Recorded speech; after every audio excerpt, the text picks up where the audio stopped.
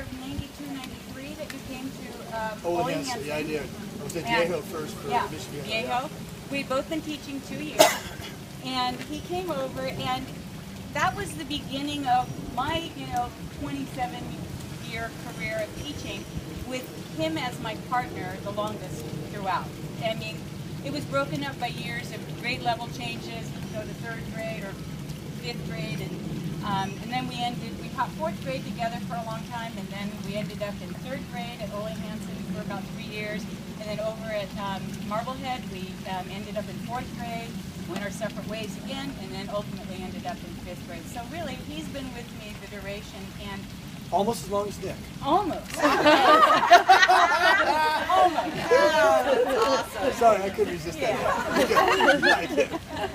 And we had a lot in common when we started because we were both raising sons about the same age. We were trying to juggle. Michael and Trevor. Right. Yep. And mine were Nick and Ryan back then. I got my 3rd one. What happened to you? Well, Yeah. She had you. Come on, Nick. She had you, baby. Yeah, she had me. Thank you. I just wanted to put that That's out. good. my That's hands good. full. That's really good. but so so we had a lot in common, and he was wonderful to work with, so easy to get along with, and a lot of fun. And those early years at Ole Hanson, I just have to relate a couple of moments that were Here we go. that really made life fun teaching with Dave. He had a great sense of humor, still does, and it was really fun to play jokes on him. Yeah, and you got me pranks on him. many times. You know, huh? Yeah. And his birthday always ended just a day or two before school was out. Is it 22nd? 21st. 21st. That's really good. Very close. Pretty good. And What about, so- did you know your birthday, Nick? 22nd. Yours is 22nd? Yeah. Oh, September. So anyway, we since school was almost over, we always pulled some kind of prank on Dave right at the end on his birthday at the end of the school year. And one memorable one was Joe McGann was our team partner too. Yeah. He's since defected No, he's at Royal and Vista. became a principal, but Yeah. was He's forgiven. Yeah, but We forgive him. Dave, we forgive him. yes. I taught his son. Yeah. So that morning, Dave had early before school duty. So Joe and I went in and TP'd his classroom from stem to Everything. stern. I mean, it was hanging from my every gosh. light going And Ole across Hanson the had room. the lights that hung down. Yes. So every light Everywhere. had reams of toilet paper. All the desks were covered. Everything was covered. That's awesome. So then we all go down nonchalantly, bring our classes up to start the day. And you guys wrote in remember the old closets, you open it up and you had in the lipstick they put all these different things on the mirror. Yeah. Oh yeah. We went there. So we're waiting in our classroom, and my class knew all about it, and we were waiting to hear the reaction. And his room was right next to mine, and it was strangely quiet. And we kept kind of waiting. Why aren't we hearing anything? How come there's no reaction to what we did? This was massive. And then all of a sudden, Dave and his entire class burst through my classroom door.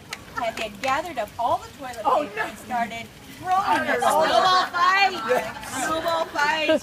And then we had the brilliant idea, now let's gather it up and let's go get Joe McGann's room. But he cleared his- But Joe got wind I of forgot it, about this. and he took his class out the back door Yes. and hid them along the wall. Yes. And so he wasn't even there when we went over there. We trashed his room anyway. We did. Of course. That was So great. that was I fun. forgot about that, but thank you for bringing it out. That Jack. was Those were the days when you did stuff like that. Yes.